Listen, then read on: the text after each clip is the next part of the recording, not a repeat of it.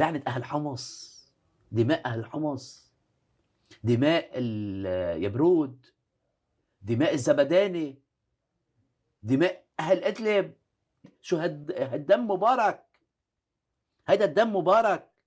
بدك إياهم ينجوا منه، وبعد ما شافوا شيء وحيشوفوا بعد، وبعد ما شافوا شيء بعد عذاب ربك أكبر وأكبر وأكبر وأكبر طيب وأكبر. قبل ما هيدا يا سيدي، هيدا اللي بدق بالمساجد، بزقف هو عم بيهدم، عم يفجر مسجد بالقصير.